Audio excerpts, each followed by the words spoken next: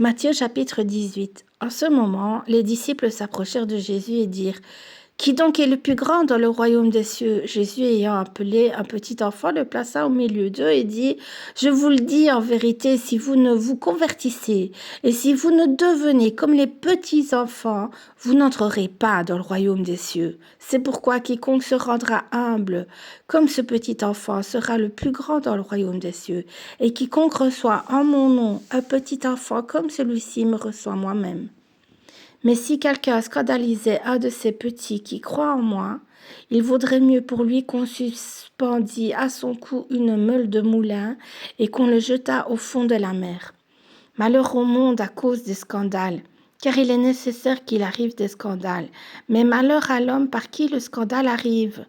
Si ta main ou ton pied est pour toi une occasion de chute, coupe-les et jette-les loin de toi. Mieux vaut pour toi entrer dans la vie boiteux ou manchot que d'avoir 2 pieds ou 2 mains et d'être jeté dans le feu éternel. Et si ton œil est pour toi une occasion de chute, arrache-le et jette-le loin de toi. Mieux vaut pour toi entrer dans la vie n'ayant qu'un œil que d'avoir 2 yeux et d'être jeté dans le feu de la géhenne. Gardez-vous de mépriser un seul de ces petits, car je vous dis que leurs anges dans les cieux voient continuellement la face de mon Père qui est dans les cieux. Car le Fils de l'homme est venu sauver ce qui était perdu. Que vous ensemble. Si un homme a 100 brebis et que l'une d'elles s'égare, ne laisse-t-il pas les 99 autres sur les montagnes pour aller chercher celle qui s'est égarée? Et s'il la trouve, je vous le dis en vérité, elle lui cause plus de joie que les 99 qui ne se sont pas égarés. De même, ce n'est pas la volonté de votre Père qui est dans les cieux qu'il se perde un seul de ces petits. Si ton frère a péché, va et reprends-le entre toi et lui seul.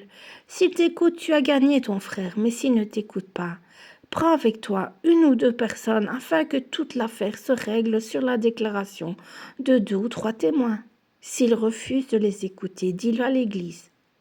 Et s'il refuse aussi d'écouter l'Église, qu'il soit pour toi comme un païen et un publicain. Je vous le dis en vérité, tout ce que vous lirez sur la terre sera lié dans le ciel, et tout ce que vous délirez sur la terre sera délié dans le ciel. Je vous dis encore que si 2 d'entre vous s'accordent sur la terre pour demander une chose quelconque,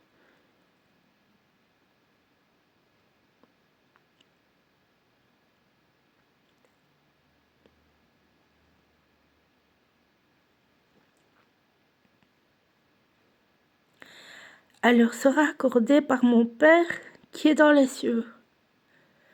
Car là où 2 ou 3 sont assemblés en mon nom, je suis au milieu d'eux. Alors Pierre s'approcha de lui et dit: Seigneur, combien de fois pardonnerai-je à mon frère lorsqu'il péchera contre moi? Sera jusqu'à 7 fois? Jésus lui dit: Je ne te dis pas jusqu'à 7 fois, mais jusqu'à 70 fois 7 fois.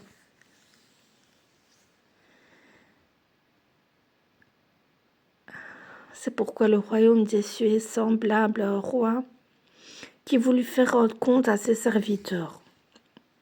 Quand il se mit à compter, on lui en amena un qui devait 10 000 talents. Comme il n'avait pas de quoi payer, son maître ordonna qu'il fût vendu, lui, sa femme, ses enfants et tout ce qu'il avait, et que la dette fût acquittée. Le serviteur se jeta à terre, se prosterna devant lui et dit: Seigneur, aie patience envers moi et je te paierai tout.